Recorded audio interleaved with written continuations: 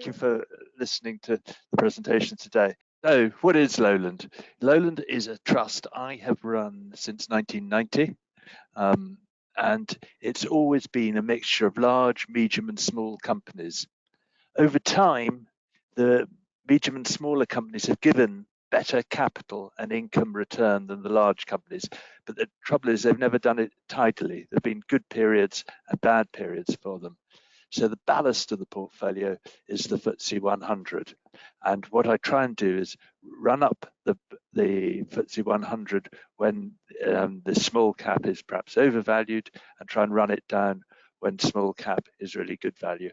And at the moment, I'm running it down slowly, that FTSE weighting, and buying medium and smaller companies, as that is where the opportunity is. You'll see in that slide that 19.5% is not in the all share. That is because it's AIM stocks. The AIM has been particularly weak over the last year or two, but there are real opportunities, and it is paying attention down there that I think will provide the chance to buy some very exciting companies. But that said, we do pay attention to the large. I do pay attention to the large companies. I do this fund with Laura Fole, and we try and get each of those buckets, the large, medium, and small companies, to be in yielding stocks that have got real growth prospects. Because I think the way of growing the income over time, funnily enough, is to grow the capital, and growing the capital is always our main aim. So next slide. We've got real flexibility to go across the market, and we always have an income bent in what we're doing, but we will buy zero yielders if they're going to come onto the dividend list the following year. We will buy lower yielding shares if we believe the dividend growth is going to be such that they move forward well enough. We're lucky that we've got a really experienced and very independent and experienced board, and they do help. They test us. They are looking at us and making sure that we are doing what we say we do. It's really good to have a dialogue with them. We usually use gearing. We have been a net buyer recently. The gearing's now up to 13%, and we will remain net buyers. We'll take it up to 15% over the next period on weakness. What we're trying to do is buy a bit on bad days in the market.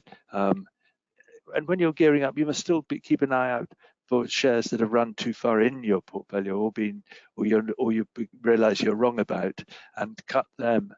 One of those actually I should mention now, something like Direct Line is in this portfolio. I did realise I've been disappointed with how they operated over the last year and their underwriting.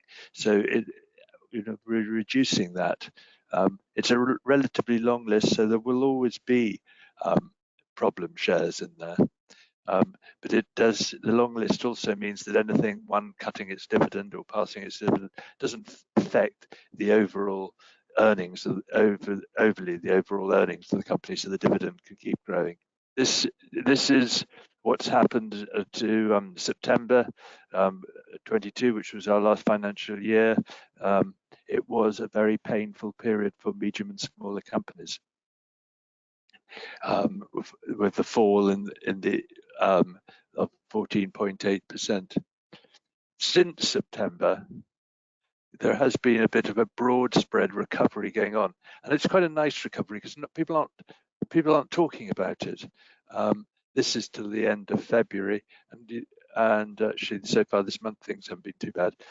Since the end of September, Lowland's up 20.8%. It is this period coming out of downturns that actually the approach of buying medium and smaller companies that have been oversold, the slightly forgotten smaller company, is often has a good patch. I think we hopefully are seeing that at the moment. Yes, it was, but I'd be the first to say how disappointing the previous year was when we we need to be making it up. So that just shows, bringing home what actually happened, that underperformance of smaller companies last year. I think you probably all know it. We certainly felt it. In a long-term chart, this way of running money has its years when it doesn't work, but over time, I've actually run this fund since 1990, but this chart is from 1997, 25 years, and this mix of large, medium, and small companies, of being modestly contrarian, buying when things are a bit out of favor, trying to pay attention to things people aren't paying attention to, has produced good returns over time against the index. And that is, when you back test that, a lot of that has come from the smaller companies, and particularly the very small companies. A few of those, if they get right, they can add real edge, because they differentiate you from the index. It is at the end of the day what you do differently that makes you perform differently. And we are doing something different to other income funds. We are sort of a special sits income fund with this emphasis on being a truly multi-cap approach. It has been able to grow the capital like that will lead to dividend growth, because we've got a bigger pool of capital to provide that income. That is the income growth over going back to 92. And what you can see that perhaps in recent years, we haven't been growing the dividend very fast. We've been nudging it forward slowly. That's because the 2020 was a difficult time, very difficult time, with dividend cuts. We used the dividend reserve to keep the dividend going. But now I think the overall earnings of the fund have caught up with that. It's taken a couple of years, but it is happening. The dividend, if you grow it at around 6-7% over 12 years, it does double.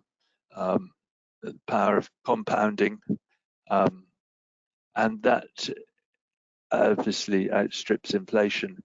That makes equity has outstripped inflation very substantially. That's what makes equity investment a way of hedging against inflation. Our companies will see earnings growth that is helped by inflation, some of them, and that helps protect your savings. Next slide, please. Why is now a good time? Well, this plays to the contrarian.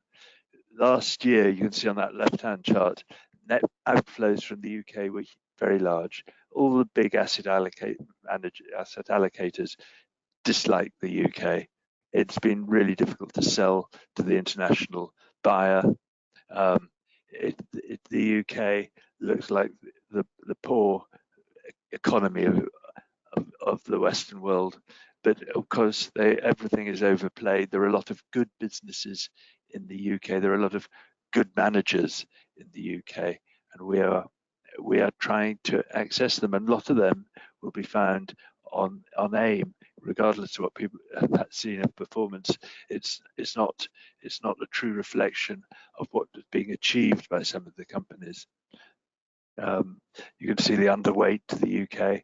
When things are on the floor like that, they don't usually fall through the floorboards.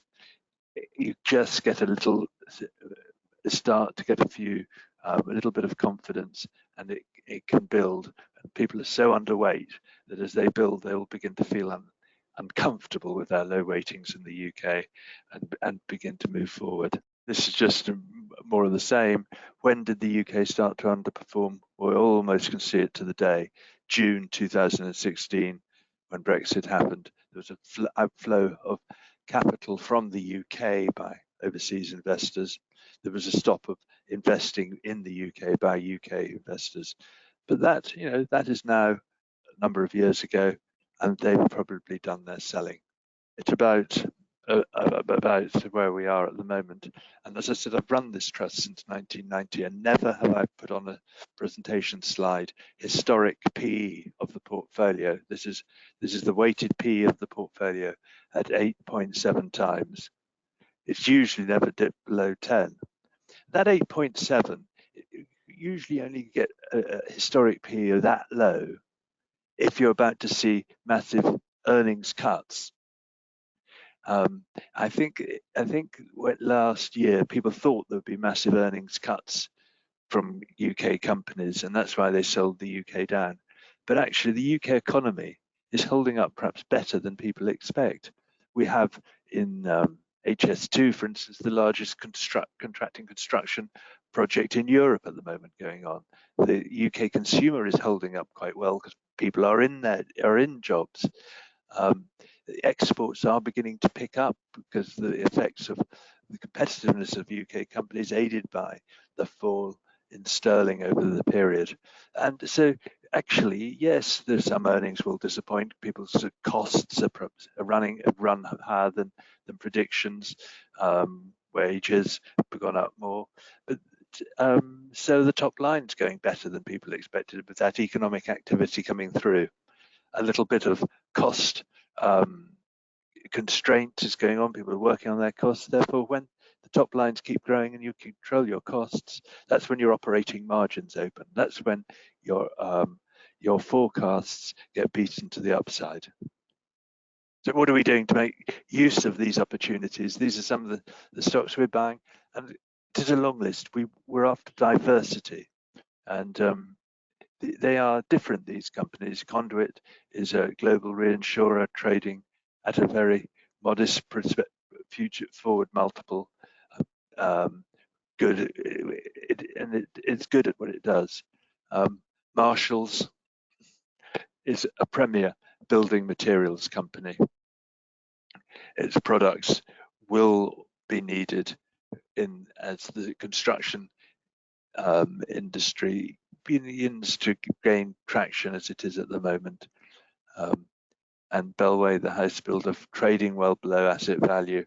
If you buy house builders below asset value, the good ones, you'll usually get an opportunity sometime later on in the cycle to be selling them at a premium to assets of 1.5. If you look back and buy at 0.8 and sell at 1.5 of book, you over time you'll be in the right place. You have to sometimes be bold when you're buying house builders, given what the concerns around the housing market. But that's why we ran the long list, buying slowly in small amounts on the bad days. And I think things go too far both ways. They always, and as they go down, they will go down further than logic would lead you to think they should. But that's why you need to be buying in small size. Don't try and call the bottom, just do it on the week period. This is the portfolio. We are seeing takeovers because multiples have got too low. This is at the end of December. We've lost the third biggest there because it jumped up because there was a cash bid for the company K3. As I say, I've made a mistake in having as much in direct line, but I hope I've faced up to it. I'm not selling it all. Again, it's trading below book. There should be some goodwill in there, but we've reduced it. But none of these positions are overly big. That's the long list is a way of protecting both the capital and the income over time. There's a little mixture of large, medium, and small companies there. FBD, the Irish insurer, really operate good yield and operating well at the moment. Morgan Advanced, the engineering company that has got some really tidy niches that it operates in. I expect the operating margins to be growing there. The right-hand side, the sector weightings, there is a good weighting to financials, a large weighting towards industrials. As I said, I expect from the gloom that we're seeing at the moment, those industrials will be outperforming. So final slide. It was a difficult year. Last year was a very difficult year, and there's been a headwind really since 2016. But the approach works over time, and it works when the recovery comes through, because a lot of the shares, there's more cyclicality in the portfolio, and people have overdone the gloom about the UK. So with that, I don't want to use up all my time, because it'd be really good to get some questions. So kicking off, a question about smaller companies, and in particular your AIM exposure. And the question is asking, do you find the same depth and range and quality of companies on AIM today as you have over the history of the exchange? I think is it harder to find the exciting companies, or are there as many today as they've always been? Oh yeah, no, there are as many as today as always. They're often a bit different now. What I've got something like Next 15. It's a different sort of advertising company to the advertising companies of the past. There's real change going on within the UK, and I think the young managers of today, the dynamic people of today, are great to watch. They're very much there. I think companies actually, their governance is better than it was, much better than it was in the past on AIM. Ambition is still as great, and mistakes will be made. But AIM is working surprisingly well. People are rude about AIM, but for instance, in 2020, when there needed to be rescue rights issues for companies, when COVID happened and pubs had to close their doors, they did need to raise cash very quick. And there were these accelerated rights issues. So in 48 hours, some companies did raise money to get through their very difficult period. And the AIM market worked well like that. So I think that some of the criticisms AIM are misplaced, and there are some dynamic businesses, the large companies of tomorrow, to be found there. We just have to work hard at it. Next up, nice question. What do you? I just moved on my screen. What's the most underrated aspect of UK equities, in your opinion? I think I suppose that in the industrial sector, people have been particularly tough to anything that looks as though it's got cyclicality. I don't think there's not the usual overcapacity in the industrial sector that you usually see when after an upswing, people put in too much capacity. We haven't had that upswing recently. In fact, there's been too little capital spend. That means there isn't that overcapacity. There's actually quite a lot of pricing power with companies that are good businesses in their area. There isn't the same sort of competition as there usually is to fill capacity. And that means that, as I say, I think people are going to be surprised by the operating margins achieved when there's a little bit of turnover growth. Next up, your sector weightings show a very low interest in technology. Why, and will this change anytime soon? This is an income fund. If you've got an income bias, it is problematic, tech investing. I run other funds where we don't have so much income bias. We will have more in tech, but you have to be careful as an income investor with tech, because you can't, with income investing, you're often buying companies that aren't quite in the top drawer. There's sometimes companies that have got challenges. That's why they yield a bit more. In tech, that isn't a way to go ahead. The best really win out. And if you're guided at all by yield, you won't be buying the right thing in the tech area. So it's more that we don't have to do everything. You know, I'm thrilled when tech shares succeed, but it's for an income fund. It's not a right area to look if you're wanting to show the kind of earnings that this portfolio is throwing off. Next question says, a question from Mr. Henderson. Several years ago, you wrote about 5 business areas you would not invest in. One of them was airlines, and one might have been train and bus operators. I can't remember the others. Do you remember giving this opinion, and has your opinion changed in a post-COVID and nationalist world?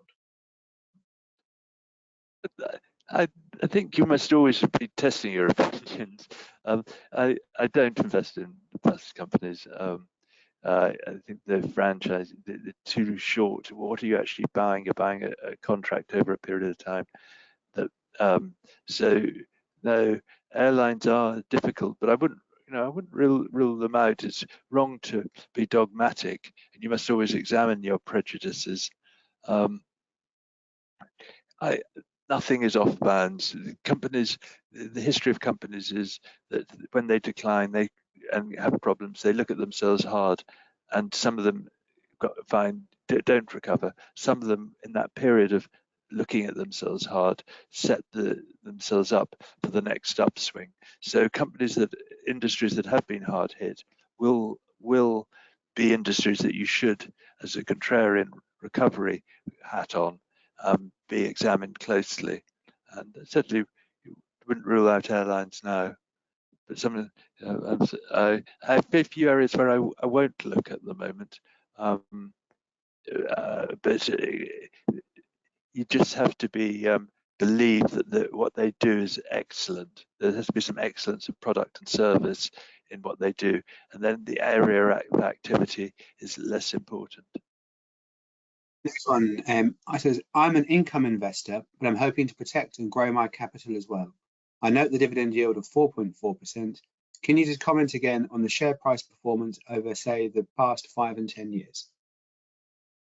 Yes, I am disappointed over the last 5 years, but my disappointment starts in June 2016. I know that sounds like quite a long time ago, but as I said, I've run it since 1990, so it's not. And that is that there is more in UK companies than the index. There's more in UK earnings, much more in UK earnings than the index. And you have to believe that the UK economy isn't as bad as some people say, and I don't think it is. Why don't I think it is? I think, as I say, there are some very good companies with very good managers that will make things happen, and we need to participate in those. I think there are signs at the moment that the UK economy is not as weak as people thought it was going to be, and I think they're being surprised by it. If you believe those things, this may be a fund for you to look at, which is what I'd suggest. The income, yes, the intention will be to keep growing the dividend, but the art of growing the dividend, as I say, is to grow the capital, and that's what we've done over the long term, and that's why the dividend over the long term has grown like it has. A couple of quick ones for me, James, and then we're going to be out of time. The first is on income, and you mentioned earlier on your dividend reserve, and you dipped into it. Could you comment for those who aren't familiar with what that means as a term, what that does mean, and then has that then subsequently been replenished? It hasn't been replenished yet. It will hopefully over the years replenish it. How a dividend reserve works is that you've got the ability to smooth dividends using reserves and investment trust. So in the good years, you don't distribute necessarily all your earnings, and some of them you hold back and put in the dividend reserve. And it's there for the rainy day, and certainly the COVID days were rainy. We did use the reserves for 2 or 3 years over that period. We'd used them once before in the time I'd run them in 2008 during the financial crash, but that's what they're there for. And something like the bank crash of 2008 and COVID in 2020, every so often these things come along. You never expect them, and that's why people get frustrated sometimes. Your earnings were X. Why did you only do X minus 10%? Well, that's the revenue reserve being built. At the moment, the distribution policy will be fairly full, but further out, we'll just perhaps hold back just a little bit to build up the reserve again, and hopefully it'll be quite a few years before we get the next COVID or financial crash of 2008. One final question, and a quite a quick one, if you don't mind. And it's just a thought from me. And you mentioned kind of being contrary, but contrarian investing, when I look at the market and the popular funds, it seems to be out of fashion or out of favour. there aren't many kind of high-profile contrarian investors around. Is that the case, or am I missing something, or why is that? Yeah, that just gets people like me more excited. Yes, I think that's right. The momentum has been working well, and therefore more and more people move that way, and are scared of saying they're contrarian. But look, over time, the market always takes things both ways too far. Therefore, if you don't follow those big spikes, you try and move a bit away from it, you'll find yourself moving in the right direction when things begin to turn. Okay. James, thank you very much for presenting. Thanks, I've enjoyed it. Thank you.